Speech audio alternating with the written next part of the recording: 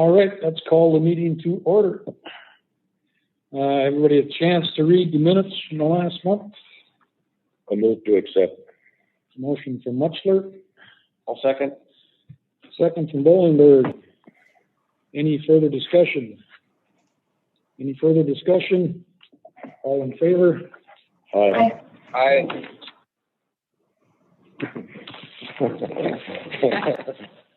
Too late, right? Roll call. Financial report, Dan. All right, so for the July financial report, we'll start off taking a look at the employments again for Delta and Allegiant. And as I say every month, if you remember, we kept it very conservative when we were forecasting employment. So you can see that our actual employments are almost 37,000 versus what we forecasted at 24. So the airlines are doing very well. If we take a look at the breakout, the top one here is Delta. And so in May, when they lifted their seating capacity, we really saw the employment start to increase. And July was a really nice month for Delta as well. Recording in progress. Allegiant, we are in the summer months, so we do not have our Phoenix Mesa flights back. They're coming back in October. So our employments are sticking a little tighter to our forecast, but still above. As far as actual landings, Delta sticks pretty tight to their actual landings, and so has Allegiant. Our first quarter, we were a little high, or we forecasted a little low with Allegiant, then they started bringing back the flights quicker than what we estimated. So we just jumped into the actual profit and loss of July and our year-to-date. We're actually sitting very well. Our budgeted amount right now was expected to be in the red at about $108,000. We are sitting with a net revenue of close to $61,000. If you look at the month by month, only January and February we were in the red, and every month since then we have had some pretty steady performance as far as our revenue. And when we get to the commissions, you're going to see how the reasons lie for that. This is just comparing 2019 to 2021, because there's really no point to compare last year's numbers. We know where all of those were. So 2019 is the light green, and 2021 is our today. So even though we're tracking a little bit under, we are catching up to our 2019 numbers here the last couple of months, which is good to see. The spikes that you see in the green line going up, those were because we estimated and thought we might be using CRRSA dollars to input into those months, and we didn't need them.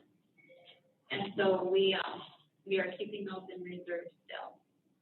So up on the right here, our dollars used to date for CARES Act or CRRSA dollars is the $22,000, or excuse me, the $72,000. That was just from our payroll and stuff at the beginning of the first January in there. And since then, we have only been asking for about $400 every quarter, just because we do not need it. But at that point, we're required to ask for it still for the CARES Act. Taking a look at our restaurant commissions off on the left-hand side, you will see that 2019 numbers were probably close to $39,000. We're sitting right now at $25,000. And the breakout by month is on the right here. So you can see that since April, the restaurant is steadily increasing, slowly but surely, a couple $100 each month. So that's nice to see. So come fall, when Allegiant flights kick back up, I'm sure the restaurant commissions will increase a little bit more in that fourth quarter as well. The car rentals, here is what kind of surprised me, but it's a really good surprise. as I stated, on the left, the green is the 2019 numbers, on the brown are the 2021 numbers. And we've just been stair-stepping up every single month. And this past month, we were almost at 29,000 in car rental commissions, which is great to see that has really picked back up, especially since we heard early on that they had sold off their cars, they were having a tough time getting them back. So it's really nice to see that those commissions have exceeded our budget. We're even ahead of the 2019 commission dollars. I think we talked a little bit about that last month too. Yeah, with the tighter inventory, I think there have been certainly increases in some of the costs. Yeah, generally, maybe not as much as in other parts of the country, but still some increases just because of tight supply. So that's a factor of that too, I think.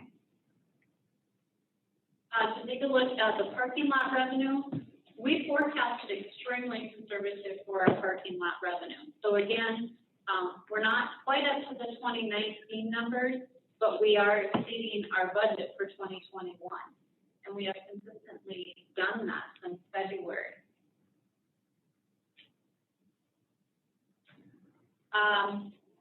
Without trying to make it too complicated, the car count is on the right. So the green line is the 2019, and then the second line is 2021. So we're tracking just slightly below, but I think by the end of the year, you'll see that car count come up even more than what it is now. And hopefully we're more in line with 2019. Fuel flowage as well here. Our current year is this dark red. So we are the highest over the 2019. Keep in mind though that our fuel flowage rates do increase with the CPI every year as well. But we also know that UND is operating at full capacity for their aerospace program too. So we would expect the fuel flowage to be high. On the bottom portion, we are pretty much, for July, we're pretty much equal to where we were at July last year. But July last year is when UND finally kind of returned to normal. Because if you look at April, May, and June, this tiny orange slice right here was UND last year. So in July is when they really came back. So July looks really good. We're slightly higher than 2019. We're equal to where we were last year. And like I said, that just has to do when fuel is delivered. So 1 month we're slightly above it, 1 month we're slightly below. And Aflight has been really good as well. Aflight has had some really good commissions here in June and July versus the 2019 and 2020 as well. So versus 2019, Aflight is 50% ahead of where they were in 2019 and 118% over where they were last year. That is also nice to see. Expenses versus budget. Currently, we're under our year-to-date budget by $300,000. We're also over $200,000 less than our 2020. However, if you do look at the chart, you will see that in July, the orange, that spiked really high. That's last year's number. That is because we had the maintenance project, the UND maintenance project, and so all of those costs hit in July last year. So that's why that looks like a huge spike right there. But we're doing very good on our expenses, our salary, our health insurance. That's been really good. With the airfield expenses, I mean, everything, we're really keeping in line good this year, and that's really nice to see. That's all I have for the financials, unless there is any questions or comments. So, a couple questions. So, on the parking lot management fee, is that a timing thing going on? Because I think in July it was $141,000 versus I think $90,000 for budget. How does that work? It's on a tiered scale. So The first couple $100,000 of the parking lot thing, we get 50% commission on it. And as their income increases, our commissions tail off. So now we're like down in that 20% commission. So once they reach some benchmarks, their commissions will drop from 50 to 40 to 30 to 25. And so as the parking lot takes in more money, our commissions will decrease when they hit the certain benchmarks. Okay, but this is The other piece would be that because we budgeted conservatively on the parking lot revenue, our expense for their share was lower, and because we're bringing in more revenue, we're having to pay them more for their fee first contract. So there's a little bit of our revenues are higher than we budgeted, but our expenses are going to be higher there as well because we're paying that percentage back to them for the management. okay. I think that's what you're saying there. Yeah. Okay, that makes sense.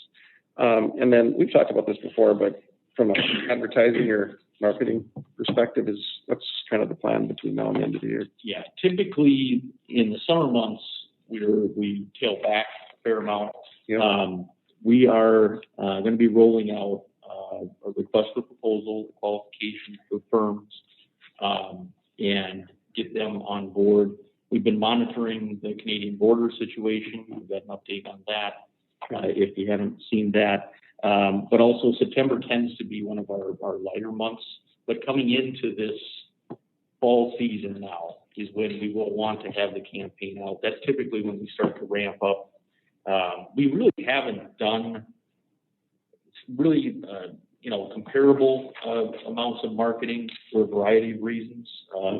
Certainly COVID related, but the Canadian border being closed too. Much of our marketing historically was in the Winnipeg area.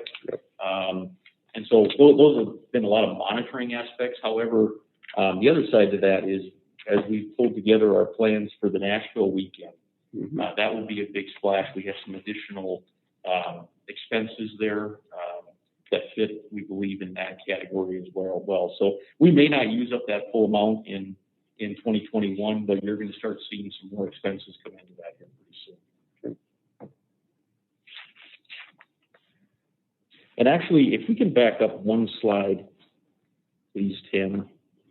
I just want to make a comment because it kind of dovetails into the financials, but also the budget that we're talking about for 2022. So you heard Tana mention that we haven't had a need to use all of the CRRSA dollars in 2021.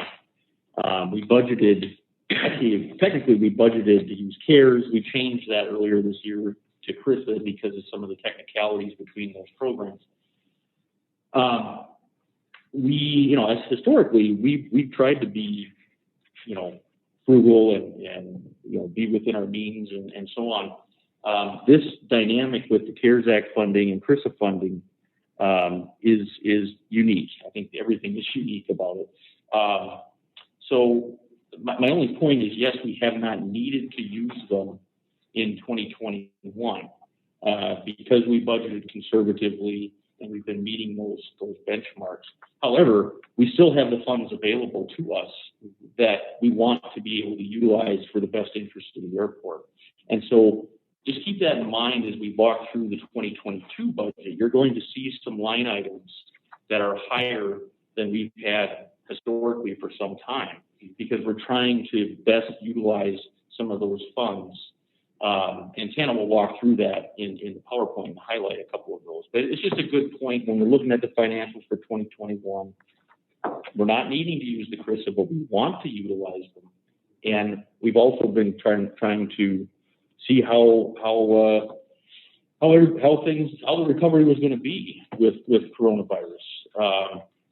And of course, now we're hearing more and more about the Delta variant. So it's not exactly like we're out of the woods yet, but at the same time, we're working up a plan which has to utilize those funds. So I just wanted to make that mention in the financial report as well. All right, any further questions for finances? Are we an influx from the ARPA also, the rescue? Yes. The rescue. I believe I reported on that a couple months ago, but it was approximately, it was 1.9 million. That's correct, which is very similar to the CRRSA as well.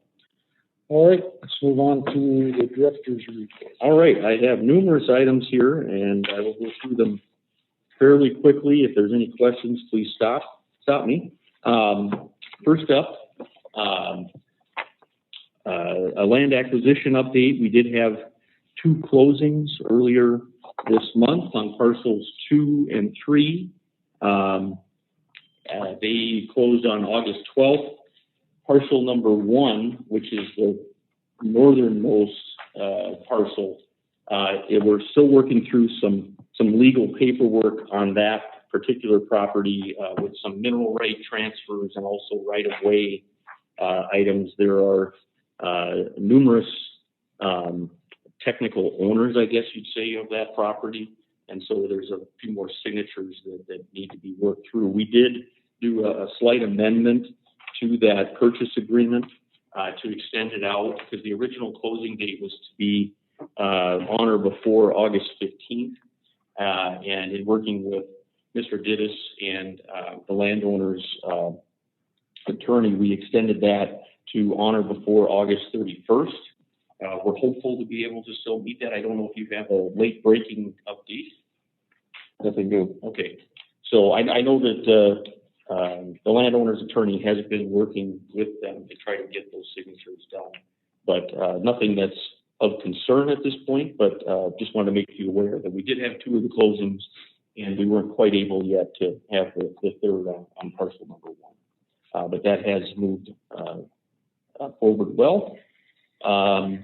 We received word earlier this month from the FAA Airports District Office that we now will, in fact, be receiving a $2 million discretionary grant for our 2021 grant program.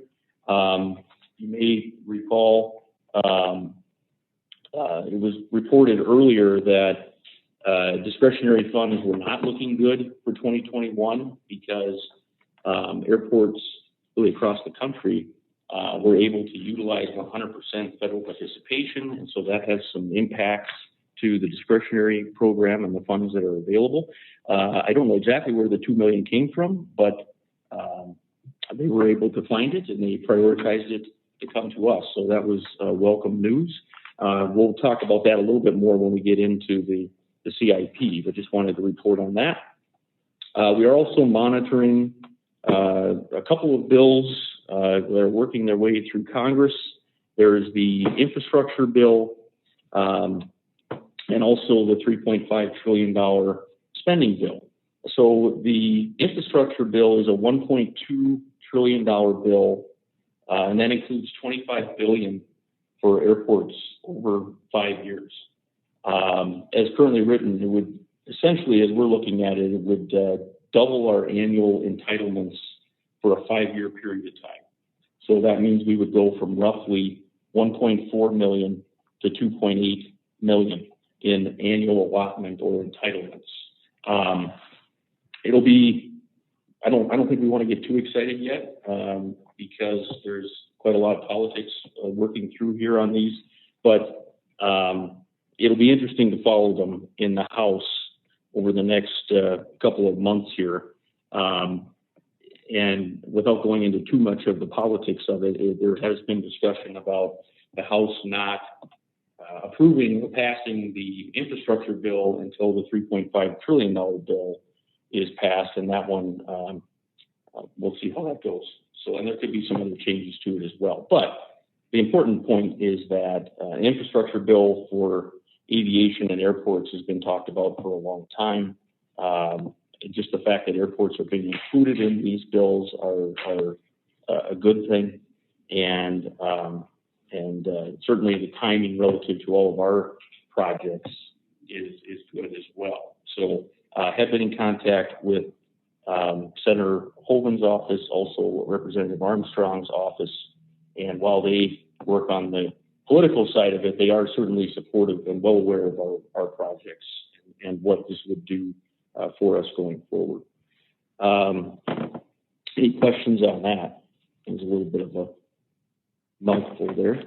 Wanted to update on the taxiway Charlie panel replacement. I mentioned last month, early in July, it was early in July, actually mid-July. We had a few unfortunate blowouts on some taxiway Charlie concrete panels, we believe because of the heat. And there were actually 12 panels that we determined that needed to be replaced. The timing of that was not great, to be honest, because all of the contractors are quite busy. If you drive around Grand Forks, you can see all the work that's going on. So we did go out for, we worked with Mead and Hunt. We put together a package, went out for bids, only received one bid from Op Construction. It was a little higher than we anticipated at $52,124. However, after some discussion, we felt that we really didn't have much choice. The panels or the taxiway was closed. It was an inconvenience. However, I mean, the air traffic and primarily UND were able to work around it because it was a fairly short portion of taxiway Charlie. However, whenever you have a taxiway closed, depending upon the flows for that day, it could be more of an impact one day and less the next. So we did want to expedite that project.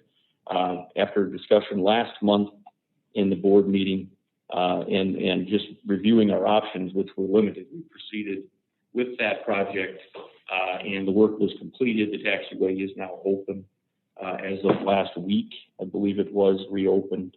And so we are going to monitor some of the financials of that. That was obviously an unbudgeted item, considered to be really an emergency repair, which does give the airport director a little bit more authority in those types of cases.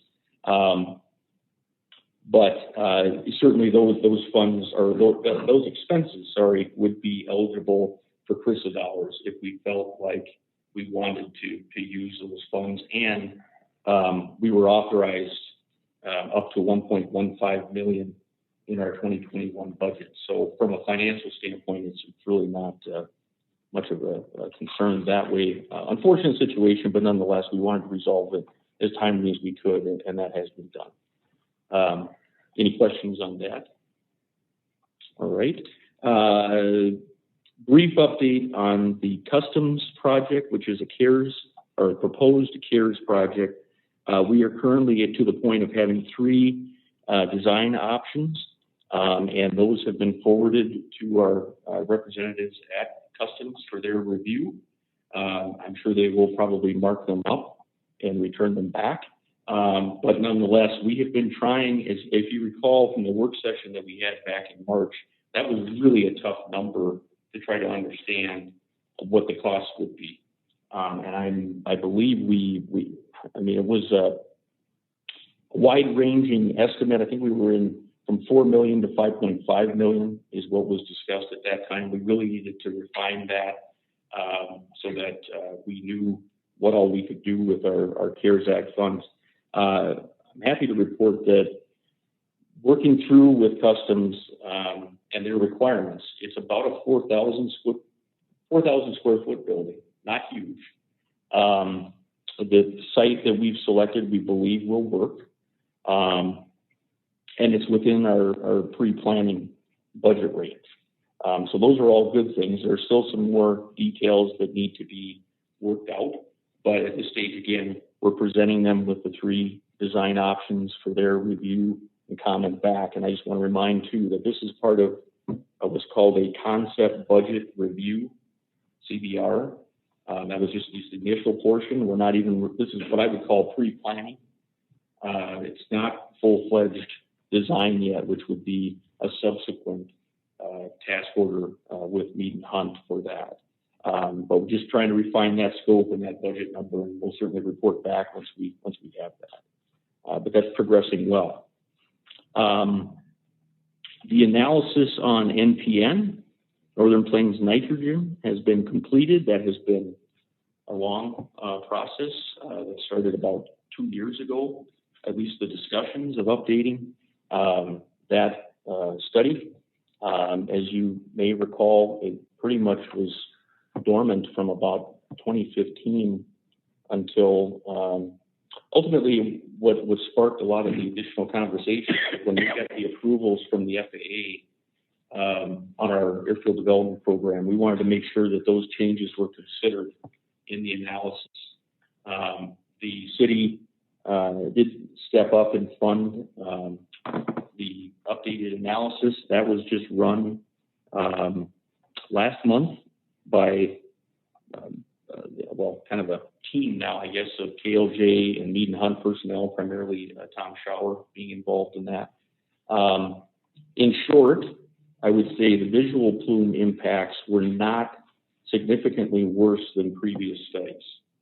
And there's a couple aspects of that. It's a very technical analysis, but not to go into too deep here, we're not presenting the analysis at this point, but very, very high level. The plumes are not present during the summer months because of temperatures. And the other fact is they don't go all that high very often. And so those percentages, while I thought they might be a little bit higher based on some of the changes, they were still within, it varied, but within about the 2 to 3% range, which is still an impact, but not dramatically higher than what we saw in some of the prior studies. However, the thermal plume, which is present 100% of the time, after much more discussion and engagement, I would say, with air traffic control and the FAA than what had ever been done previously, there were some significant concerns expressed about the thermal plume. And that resulted in impacts to traffic patterns primarily, but also approach and departure procedures. Anytime you start to do that for a system as complex and as busy as ours, that is definitely a topic of discussion and review. And so at this point in time, I would say we're in a review and comment period. 2 weeks ago, we had a meeting down at City Hall, very good participation. Larry Mackey from NPN, Keith Lund from the EDC, Todd Phelan and Mayor Vichensky from the city, Dean Bob Kraus and Dick Schultz from UND, myself, Tom Schauer, I don't believe I'm forgetting anyone, sat around the room and reviewed all of the material. And I believe, of course, there's a spectrum of views, I guess, in that room. But I believe it was relatively apparent that the thermal plume is a concern in this environment. As I understand it, the next step for the city, because the city funded the project or the analysis through the Jobs Development Authority and Growth Fund. It's my understanding that this analysis will be reported back to them, and then we'll see where it goes from there. Again, I certainly appreciate the constructive nature of all these discussions. There are a lot of opinions and viewpoints and priorities and everything that are being viewed here, but I believe it was a constructive process. And I got to say that Tom Schauer and Steve Obenauer, who was involved in this as well, did an excellent job to navigate all of that. Not done yet, but that's the latest and greatest update there. Any questions there? All right, a couple of additional, the Canadian border. Last week it was reported that the U.S. border will remain closed to Canadians until September 21st. That has been met, I would say, with a little more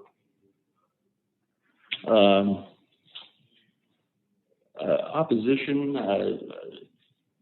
I think the U.S. states that are right along the border are ready for the border to be open, including North Dakota. I know Governor Burgum expressed his disappointment as well. And certainly that's an impact for many aspects, not only for North Dakota, but for border states. So it is something that we'll continue to monitor. Certainly the Delta variant, I think, is probably an aspect of that, but also the vaccination levels are another aspect there. So continue to monitor. Likely for the same reason, the mask mandate for public transportation, including airports throughout the country, was extended. That was to expire in September, and September 13th, I believe, and now it's being extended to January of 2022. This has been discussed locally with UND. In fact, we had submitted a letter of support of UND being fully exempted from the mask requirement for their buildings and operation. That has to go to TSA. That was denied a little over a month ago. They are really not taking much for exemptions to that mandate. And if you recall, that's not only in but on airport property. They're not required now outdoors, but indoors. With the Delta variant, and now what we're starting to see are the masks coming back fairly prevalently. I know UND made the announcement for their campus, Grand Forks Public Schools, the county building, I believe, has now got some more mask requirements. I haven't heard anything yet for City Hall, but that's probably likely soon to follow. We'll see. But I did talk with Dick Schultz earlier this week, and the mask requirement for the UND campus does apply to the facilities out here at the airport as well. So removal of the mask mandate through TSA for UND is really kind of a moot point at this point in time, as long as UND has their mask requirement in place. So that's the update there. Also on the UND front, I don't think I mentioned this last month, I can't remember, but there was a press release from UND for their fiscal year, which runs from July 1, this would have been July 1 of 2020 to June 30th of 2021. They broke an all-time record for flight hours, just over 126,000 flight hours, which is pretty significant. I mean, that's really an accomplishment given than what we've all been living through with the additional procedures and everything else. I would say it was really a perfect environment. Two main factors, in addition to having 100 aircraft and 1,600 eager flight students, we also have had great flying weather. You know, it's been too dry, but it's been great flying weather. So there were really not, and a great winter, mild winter. So that was perfect. And then also, when COVID hit, the airlines were not hiring pilots. And as you all well know, when the students were getting their 1,100 hours, they had jobs lined up and they were ready to roll. And when the airlines stopped hiring, many of them stayed on as flight instructors. And so they had more flight instructors than they've had for a long, long time. I had heard numbers, I believe it was 260. Kim probably knows better than I, but in the neighborhood of 260 flight instructors. And they had been as low as 140, 130 flight instructors. It's almost double the number of flight instructors. So when you have that many instructors, that many students, good weather, it just created the perfect environment. But nonetheless, significant accomplishment in a now, 53-year history. And certainly we're proud of that fact as well. So wanted to make sure the board was aware. I thought I heard somebody saying that. Let's see here. Last but not least, when we had that board work session in March, we really felt that, I felt anyways, I believe everybody that I've talked to felt the same, that was a really beneficial and timely meeting. We talked about our CARES Act, our proposed CARES Act projects, the NPN project, and land acquisition, and really spent some time walking through each of those. And I think it prepped us all, but also, as we've seen, we continue to talk about all these things on a monthly basis at least. We're right now continuing on with the runway and taxiway design, and we've gotten to the point where we need to make some pretty important decisions for the 2022 construction that we're slating for August and September, because that does require some closures of the intersection, which means the airlines and other large aircraft operators would not be able to utilize GFK for those closure periods. It's a significant discussion. And so working with Steve, trying to schedule a good time for this and get all of our information together to be able to present that. But just be watching for a possible dual poll on that. I know we're also talking about a special board meeting next week.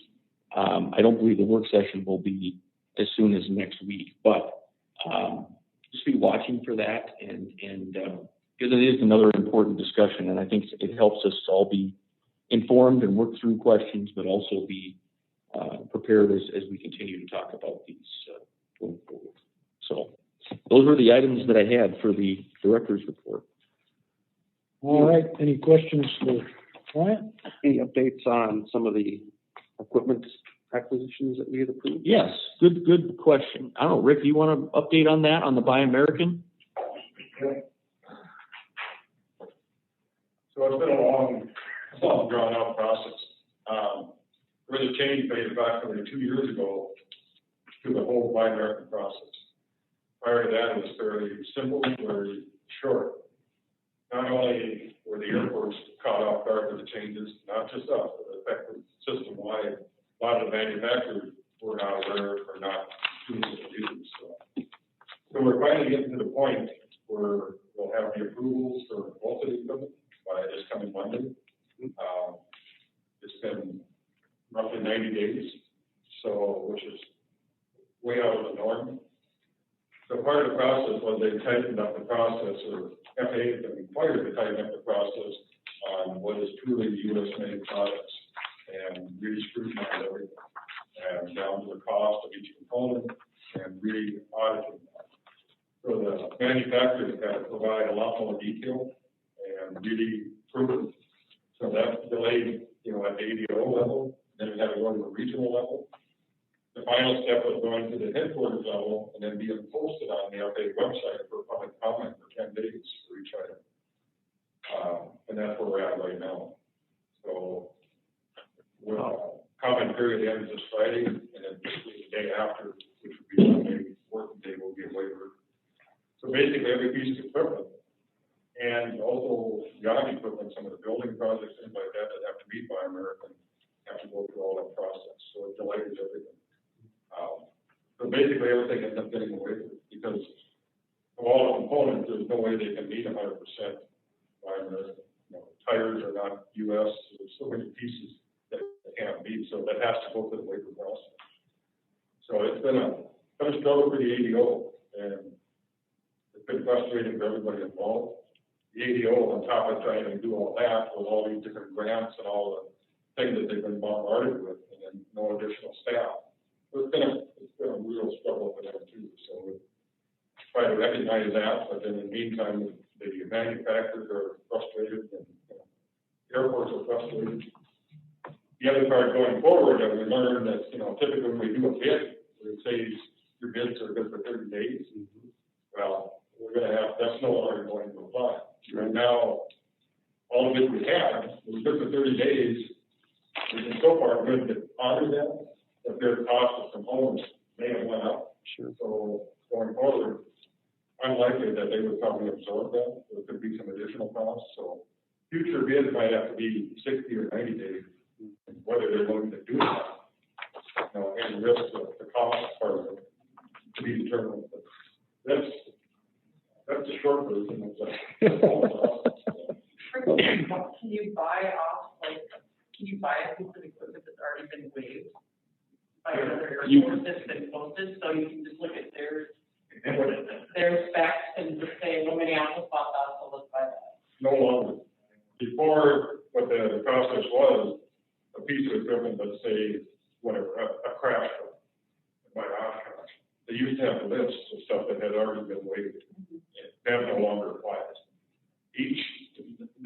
let's say that our truck was 10 different airports buying it. There's 10 different waivers that have to happen. Because talking with the FAA, something may have changed between what this airport ordered and then the manufacturer might have found a different source for a component. So it could be different. So each becomes a separate project, each becomes a separate waiver. So if you go on their website and look, you can look at, many different airports across the country, the same identical truck in the description, but each one has their own waiver. Yeah. Not only that, but they're not allowing the state purchasing programs either. National contracts, anything the state contracts have to go through. The line process is pretty, the cause is good, but I mean, it's a very difficult process. Yeah, and as Rick mentioned, the timing was awful with all of these grants being processed by the same personnel who are doing these reviews. So, but we have made some progress, yes. And thanks for bringing that up, because that I should have mentioned that. One other question. So when we look at the boarding information relative to the other North Dakota airports, we continue to be down. And I'm assuming that's because the Canadian traffic is still not coming. Is there a way to know that for certain, that it's that versus leakage? Okay, so not easily. We do get some of that information from Mead and Hunt when we do true market analysis and so on, but that's normally, looking backwards a little bit, not necessarily current. But it does take some delay. It's typically about 3 or 4 months before you get all the DOT data to be able to really dig into that. Certainly the Canadian border being closed is a big factor. The other one that's a big factor compared to, say, Fargo, Bismarck, Minot especially, is that we have Delta and Allegiant. Each of those have at least United, if not American and others. And until May 1 of this year, Delta was restricting capacity, whereas American and United were not.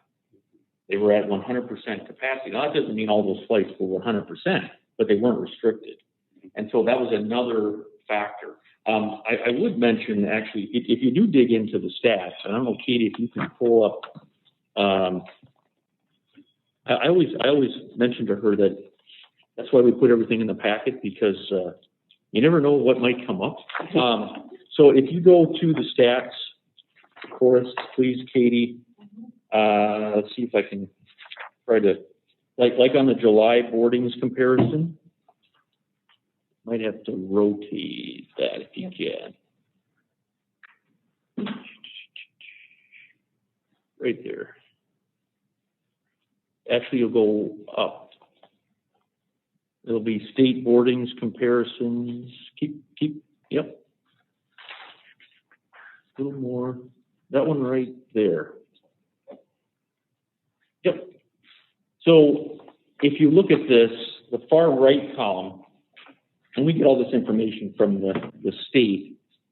The far right column, I think what you're referring to, Commissioner Bollingberg, is, again, this is just July, but we were down 38%, Williston down 44%, but you see the others are not down quite as much.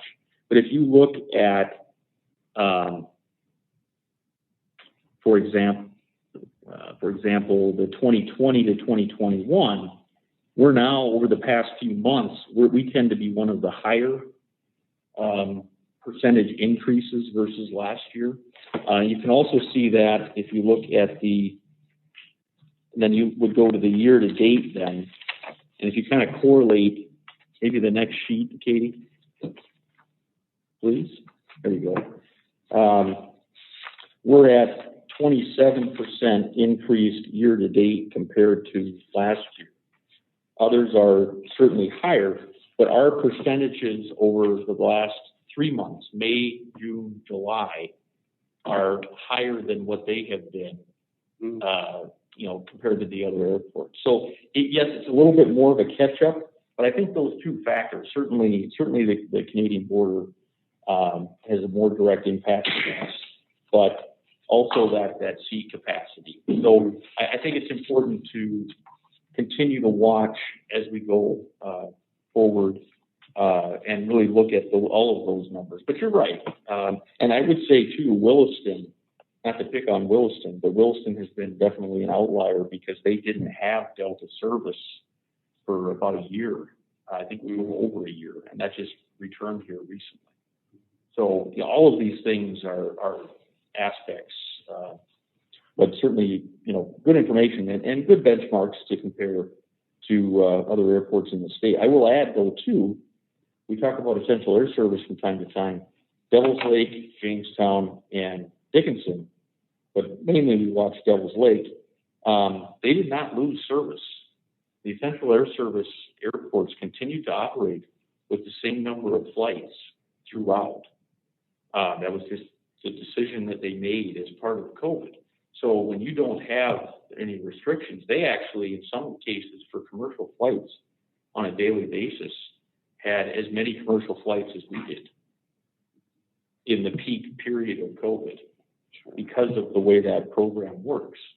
So, I mean, they're naturally going to stay, even though it was down because of COVID.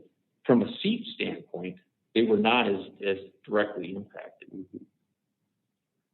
I hope that answers your question. No, it does. But it's not, normally to try to dig into where the passengers are coming from, you have to get data typically that's at least 3 to 4 months old. Unless you're getting, this newer version of cell phone data, which gets talked about. You can utilize some of that, but even that normally is looking back, several months. So to say, let's put it this way. Delta and Allegiant would have that information. They typically don't share that information very readily with airports on a day-to-day basis. The way that airports typically get that is through a program or a consultant that has the program to be able to access that data. Okay? Just one other thing to mention that's not as precise as what Ryan was saying, but our car rental attendant goes out every day and tracks how many Canadian license plates are in the car lot every single day of the year. You mean the parking lot vendor? Parking lot vendor. The parking, yeah. Yeah, right, yeah. They go out and track how many Canadian license plates are in our lot every single day, and so every month we get a report as to how many cars are in our lot, and they've been doing that forever. However, if you look at like July, there was between 11 and 12 cars in the last whole month. So, I mean, that just kind of says that maybe they're the same cars that are there every single day, just sitting there. Yeah, we've seen where the number of Canadian cars has been, a handful. Yeah, back in February it was 2. Right. Okay. All right, I don't have nothing for the chairman's report. We'll just keep it moving. Let's go to the CIP review. All right, very good.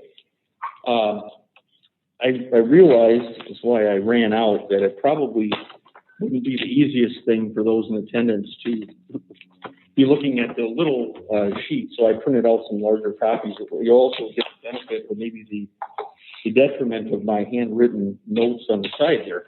But nonetheless, we, as I mentioned last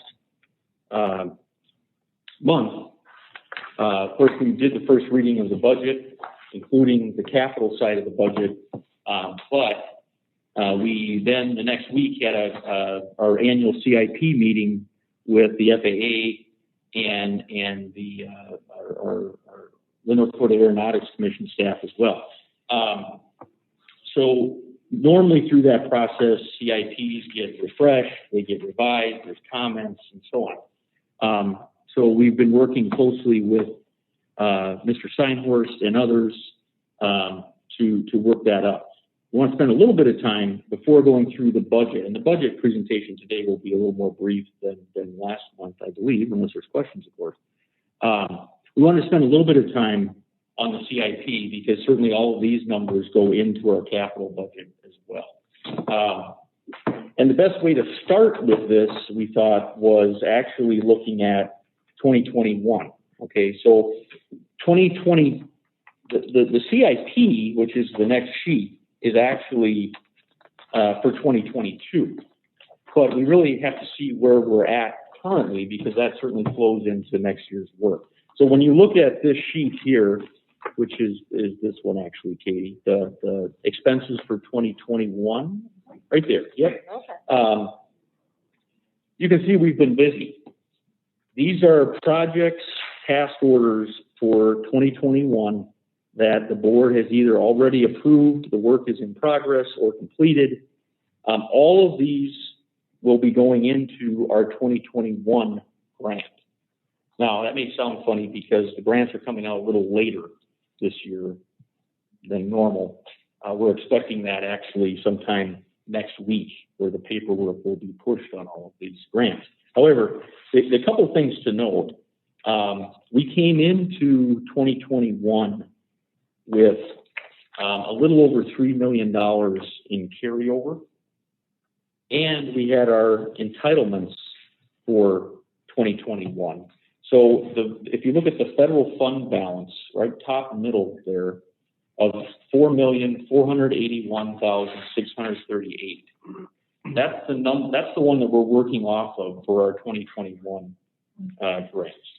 Now, the other thing that's important to note, 2021, because of some of the coronavirus legislation, was funded at 100% federal.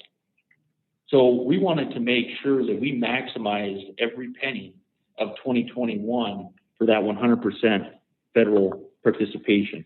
So I'm not going to go through all of these items here on the upper left, but we had all of the survey work, the land assistance, engineering report, and the design for County Road 5, the design for the runway and taxiway extension, wetland mitigation assistance, land acquisition legal fees, appraisal fees, the land acquisition itself.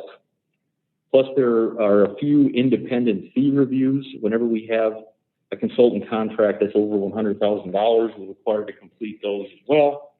And you can see some of these items are not quite even done yet. The wetland mitigation down there, we have been working, we have a wetland mitigation assistance task order with Mead and Hunt. That's line item number 6. However, we're close to being done there with that. And then ultimately we'll be able to purchase the credits you see hopefully by the end of this year is the plan.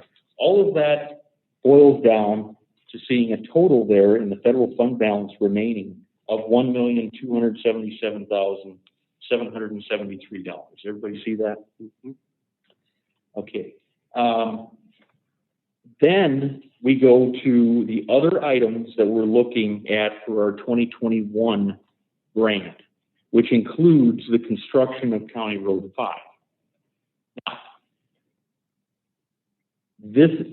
that project is being funded with 2021 grant dollars. However, the construction is not going to be completed until 2022.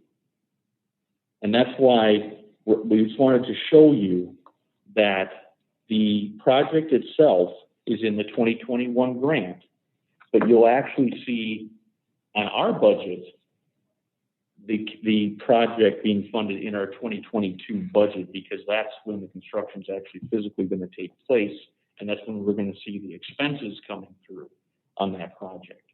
So we got to kind of think FAA fiscal year, but also construction year. Mm-hmm. And our budget is based on construction year. The FAA does everything based off of course, their federal fiscal year. I'm not trying to confuse, I'm just trying to make sure that we're all on the same page.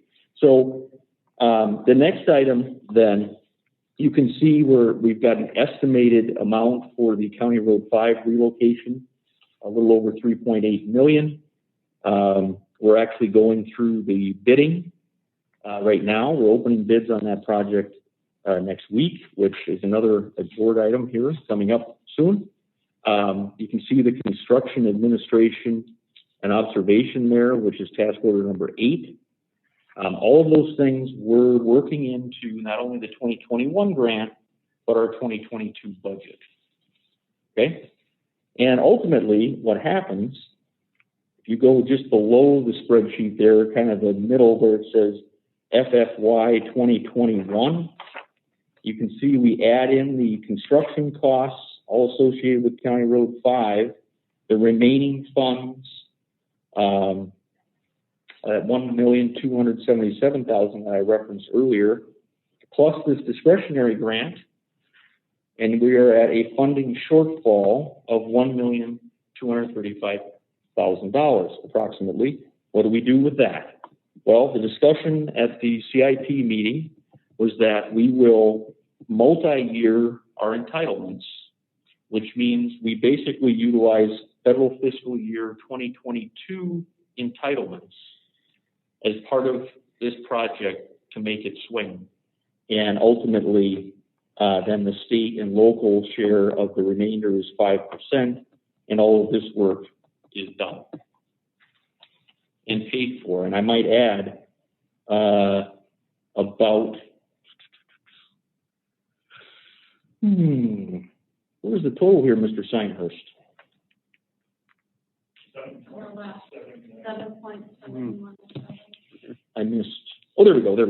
Yeah, $7.7 million worth of work in our 2021 grant, and the local share will be $61,789. And I might add, no CARES Act money. So I think we did okay. That's 2021. Now, I just want to give that background, because when we turn the page and go to the actual CIP, which we wanted to review and approve today, you'll note that it doesn't say anything about County Road 5. That's because that's included in the 2021 grant, even though it's a 2022 project, okay? Now, the other thing I want to note, we did make this change a couple of years ago, and I think it has been very helpful. You'll note, of course, all of them have an item number that we can reference, but there's a column there that says FAA fiscal year, and those are laid out pretty close. That's what the FAA is tracking, 2022, 2023, etc. But then we also put in a column for construction year. And that becomes very important, because when we budget for items in our own budget, we're only looking at the construction year. We're certainly planning for all those future. But the way the FAA looks at it is, and the way we want and intend to bid many of these projects, is we would prefer to have discretionary funds a year ahead that we can then do the work starting in the spring the following year, not having to wait to know how much money we're going to be receiving in discretionary funding. So that's the intent. That may not always work perfectly, I'll be honest with you, because that's going to be subject to the funds that the FAA has available, but also the timing of their grant program. So that's going to be an annual process. The other thing that I would note here, many of these numbers have been refreshed. There have been some cost escalations as we've done additional reviews just because of materials and so on. Not dramatic, but we're talking, small percentage increases. The overall number, if you recall from the master plan, and really the number that we've been discussing for some time, it's been an overall total project of about $115 million. You can see we've chewed off some of that with the County Road 5 work, and we're now showing an overall total at the bottom there of about $109 million. So we're on track there. And I want to make another note as well. If you go over to the far right side, under the remarks, the numbers there that say the shortfall, the reason why that's happening, if you add up all of the FAA column, ordinarily these projects would all be eligible for 90% federal participation. But we know on these larger projects, while we will shoot to maximize our federal participation, it's not realistic for us to plan for or expect 90% federal participation. And through prior discussions, what we have been told is to plan for $10 million per year of discretionary funding. Now, there might be times where there's additional supplemental programs. We'll continue to monitor some of these infrastructure bills and other items, which would have positive, hopefully positive effect to some of these numbers. But that's the process that we have to go through, and it really is an annual basis. And I want to make sure everybody understands, I know we've talked about this before, an approval of the CIP is not an approval of all of these projects. It's really an approval of a plan or an approach. And each individual project will come back to the board. It will be bid out independently and come back to the board for review and approval. Now, I want to come back to the shortfall, though, because all of these projects, we believe, can be phased such that they can be carved to the amount of funding that we have available on an annual basis.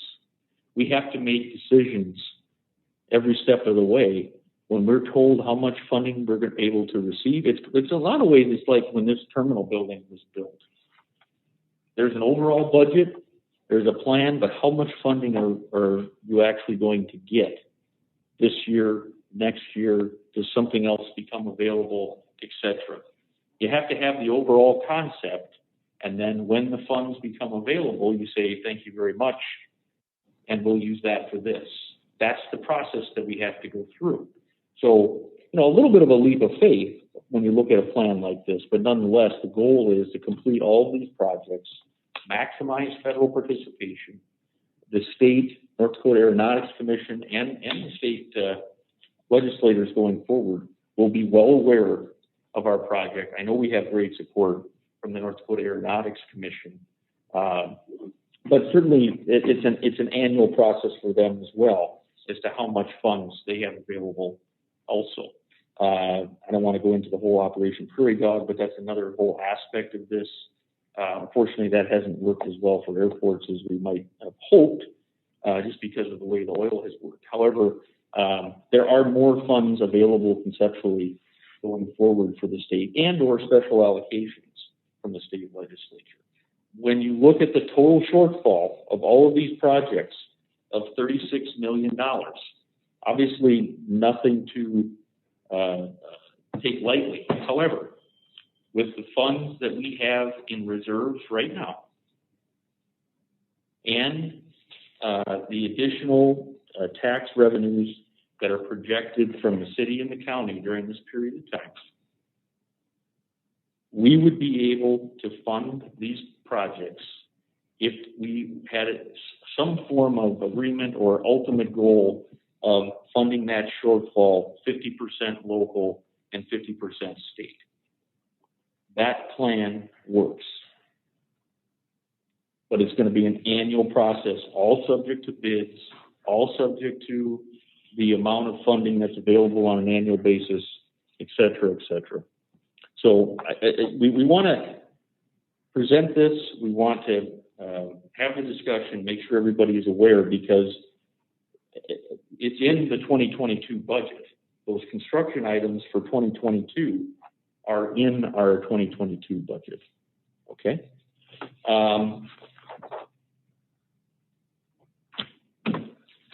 Did you have anything else to add to that, Mr. Steinhorst? Any questions? Again, we're not approving, we're just approving the overall plan and concept, not individual projects. And we'll continue to do this on an annual basis around the time that we have our CIP meeting with the FAA and the state, as well as through our budget process. Any questions? Otherwise, we would recommend a motion to approve the CIP as submitted. So moved. Second. Motion by Bollenberg, second by Mutchler. Any further discussion? Any further discussion? All in favor? Aye. Opposed? All right, Very good, thank you. 2022 budget review, second read. Turn this one over to Tana to start. So last month, when we did the first reading, we went into, a lot of detail into the operating, into the capital, and into the debt. And I'm not going to go into as much detail, I'm just going to give, a recap of the operating. But if you do have any questions, please ask. So just some highlights from our first budget reading, that we were estimating our payments to be at a forecast of 70% load factor. We were forecasting the consumer price index, the CPI, to be at 3.5. And I just checked it, and for the end of June and the end of July, that is still tracking higher than the 3.5. But as we talked about last month, I'm thinking it's still going to come down. So it might be a little higher than the 3.5, but right now we're sticking with the 3.5. The landing fee, we are going to change from $2.75, where it has been for 3 years, to $2.65. And then the effective terminal rent, the preferential rate is decreasing to $24.74, and the joint use space with credits applied will be at $11.47. And that is also a decrease. So what does that mean for our Allegiant and Delta? Well, if we look at Delta in 2019, if we take into account their landings, their joint space, the jet bridge, they were at $563,000. The way we have budgeted, they would be at $545,000.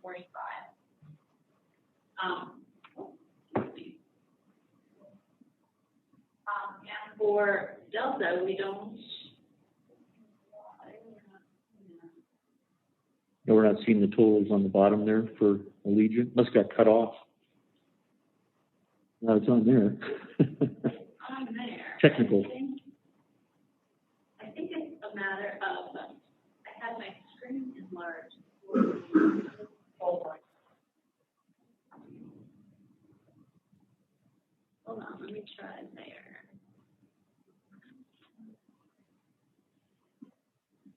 I don't know if you just read them. Do you have them? Yeah, so for Delta, I can go this way and do it. So for Delta, instead of being at $161,000 for the year, they would be at $159,000. All right, so some other items to note, as far as the revenue, like we said, the CPI is at 3.5. That applies to the fuel flowage, storage, the ground rent, hangar rent. Commissions were expected to be back in 75% of what they were in 2019. And from what we're seeing, that should be pretty close, if not almost a little conservative, which is good. The parking lot at 65% of the full 20 budget. That would be 65% of the 2019, wouldn't it? That might have been right. Here's the act. We are estimating the $910,000 that will be in the operating budget, but we will only be using that as needed. So to look at the expenses, our salaries, we're budgeting a 3.5% increase across the board with potential additional steps. The salt, sand, and ice category is increasing by $15,000, but that's going to account for the additional de-icing because we're purchasing an additional tank. Our consultant contracted services are higher because we are going to be reaching out to do a overall salary and benefit survey. And our non-capital equipment is higher than in previous years. We are redoing all of our security training videos, and we are replacing a lot of our video cameras. So you don't have to depreciate that, or that you're not capitalizing it? Is that what that means? Right, it means we're not capitalizing it because we're not replacing the whole entire video system, we're only replacing portions of it. And I checked with the auditors to make sure that that should be a capital item. Okay. And they said as long as it's not full overhaul, we're just replacing sections of it, that we can include it. Because then it could be eligible for the CRRSA reimbursement of the operating. So that's what we're putting in. And the security training videos, the same thing. We're not rewriting all of them. We're just going in and making adjustments. We still have information in there from the FedEx building, so we need to rewrite all of those as well. Okay. The maintenance agreements, we're adding a terminal HVAC agreement. And then you are going to notice we have increased our expenses slightly in some categories just to start building up some maintenance type equipment and things that we're going to need for when the new equipment arrives as well. So the big items to note in the operating budget, especially for the expenses, we noticed the salaries. We have under the uniforms, we're going up $16,000, just because we have talked about getting items for the staff and the board, not necessarily uniforms, but just Polos. Yep, pullovers, things with our logo on. We haven't done that in many, many years. And so we have that in there. We're still talking about the best way to go about that though. You'll see the salt, sand, and ice is up to $55,000 from $30,000. Here's our equipment non-capital from $18,000 up to the $140,000. And the consultants are going up by $15,000 to $20,000 there, and their maintenance agreements had increased. And so at this time, there's no changes to the operating budget. So the operating budget is still going to be sitting at a net operating revenue of $150,000. Does anybody have any questions on the operating section of it at all? The full budget was included in the packet. We weren't necessarily going to go through line by line, but if you had an opportunity to look at it, had any questions, certainly we'll try to answer those. Well, you answered mine. With the CRRSA reimbursements or funds that we have, when do they have to be spent down by?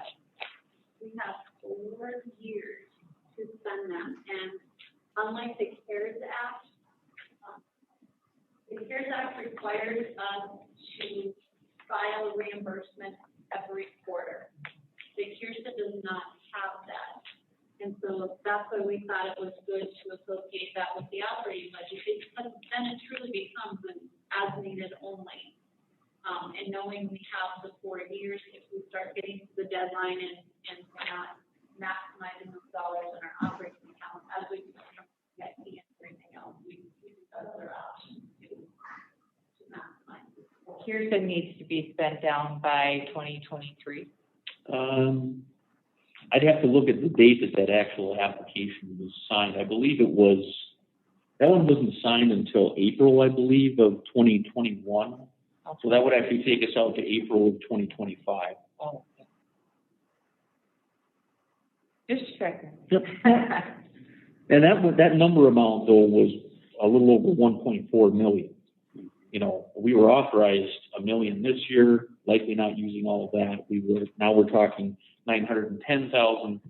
Potentially won't use all of that, but again, we're trying to make sure that that gets utilized. And then we have, as Chair Mellon mentioned, we have the American Rescue Plan funding, which is a little over 1.9 million, very similar program. So this is going to be ongoing for a 4-year period of time. It's like a weird problem to have. But All right, so moving on to the capital improvement plan here. Let's see if the slide thing does work a little better here. So we just did the capital improvement plan prior to the budget here. as things can be done, they really went in and really refined the CIP from what we initially budgeted for. So the change to the budget is going to be in the capital, and I'll show you how that is going to be. And it's based on this new CIP that we just talked about today. So we talked about the relocating County Road 5. First reading had in 4 million. We are changing that to 4.4 million. The intersection construction and engineering for the 9 left to 7 right, 17 right, 35 left. The engineering is now 500,000. That would change from 734,000. The reconstructed runway intersection construction was initially the 7.34. We have increased that to 8.4 million. And that construction is still set for August and September of next year. The intersection bidding of 50,000 that was mentioned, there is no change to that. However, what we did here for the bidding and design services, initially it was slated for 1.9 million. But Steve was really good to take a look and actually break that out. What is truly in the 1.9 million, what was truly bidding and design, and we determined that it would just be 200,000. And so we have made a change there as well. Just to clarify on that, so the 200,000 is for the bidding services that will actually expend in 2022. The design services for that work, actually, I believe construction administration as well, would be in 2023 because that's when the construction is actually going to take place. So we just broke those out a little bit more accurately.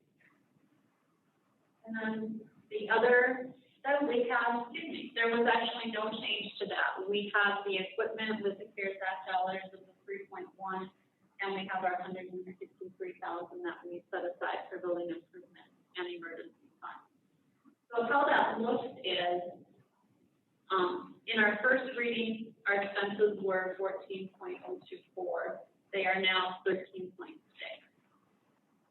And because of those expenses, our reimbursement from the federal and the state also changes. And just a side note there, and I think I may have actually forgot to mention this, I did hit on the 2021, how we've done quite well with the 100% federal participation.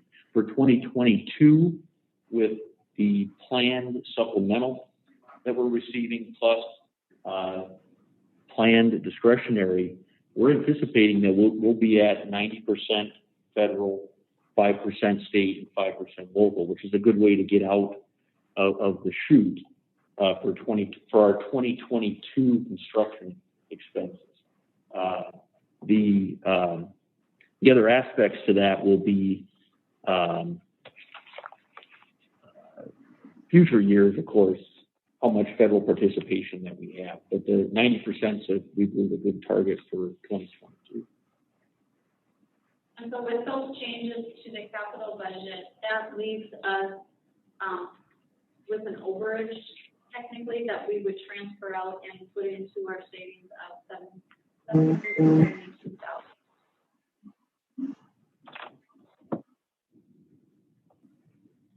Does anybody have any questions on the capital budget?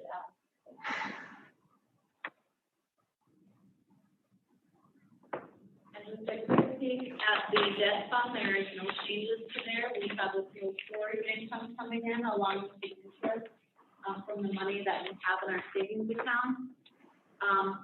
And the costs there are the fuel farm, and we mentioned at last meeting, we did bump up those fuel farm costs from $10,000 to $35,000 because we could see a few more repairs. Fuel farm is aging and there's a few more expensive repairs.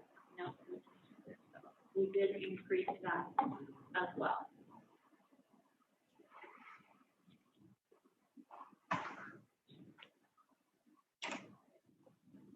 All you had, Tana? That was all I had. I was just going to say, did anybody have any other questions on the operating, the capital, or the debt? If there are no other questions, we would recommend a motion to approve the second reading of the 2022 budget. We also have included resolution number 03-21. Anytime we are authorizing use of CARES, CRRSA, or in the future American Recovery Plan funds, utilize the resolution process for approval. So the resolution then authorizes again up to $910,000 in CRRSA Act grant funding for the 2022 airport operating expenses. Mr. Chair, I would move approval. There's a motion. Second. Second. Any further discussion? Any further discussion on the budget? All in favor? Aye. Aye. None opposed. All right, amendment to number 1 to task order 4. Very good. Thank you, everyone. Amendment number 1, task order number 4. This is for the bidding services for the County Road 5 project. The original task order only included the design, and we're actually now midstream in the bidding process. As I mentioned, we'll be opening bids next week on August 31st for this project. And the total cost of the bidding services is $57,490.09. All the details were included in the packet. This is eligible for 100% federal funding this year, and they were included in our 2021 capital budget. And so the recommendation is a motion to approve amendment number 1, the Mead and Hunt task order number 4 in the amount of $57,490.09, and authorize the executive director to execute the required documents. I will move that. I'll second. A motion and a second. Any further discussion? Any further discussion? All in favor? Aye. Aye. None opposed. All right, discussion on the special meeting. Yes. Well, I think now this would be the 4th time I've mentioned we're opening bids. I guess we're really opening bids next week on August 31st for the County Road 5 project. We did need to advertise that for 3 weeks to meet state of North Dakota requirements. Unfortunately, we're not able to have the bids in time for this meeting today. So we do want to schedule a special board meeting. We're proposing next week, Wednesday, September 1st.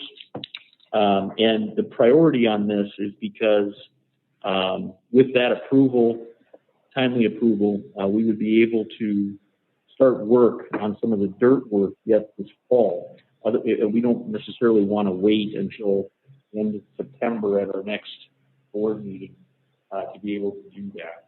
So we are available anytime on Wednesday, September 1st, be able to have that special meeting. I'm anticipating that it would be review and approval of the bids, and then likely a task order for construction administration with Mead and Hunt of that project. Nothing else on the agenda at this point in time. However, you never know what can happen in a week. So that's the plan. Certainly welcome if we can have that meeting at 8 a.m., that's fine. Otherwise, any other time that will work for people's schedules.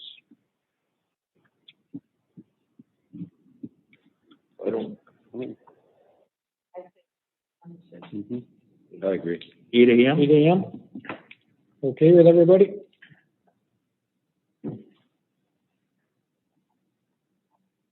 Sounds like we would have a quorum at least. So,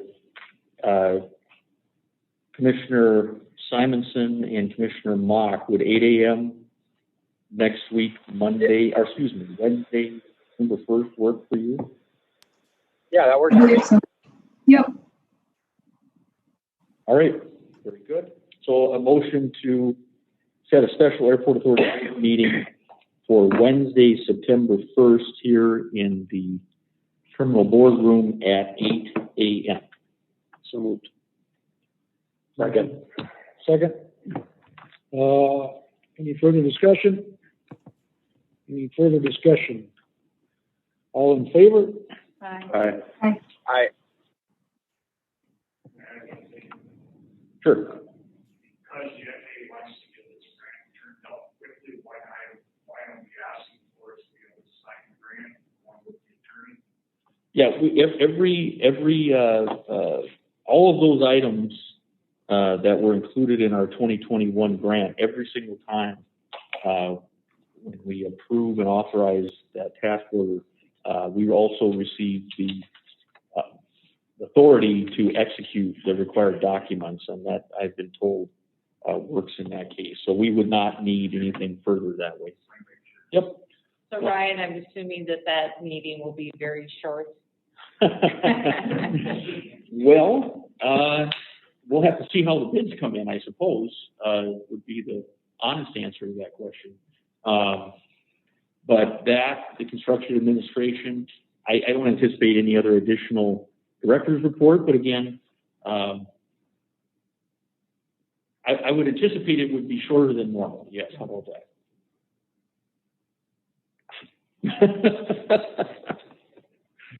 All right, anyone opposed? After further discussion. All right, we will be meeting next Wednesday at 8 a.m. Any other business to bring before the board this morning? Any other business? We are adjourned. Good. Thank you. Thank you all. Thank you.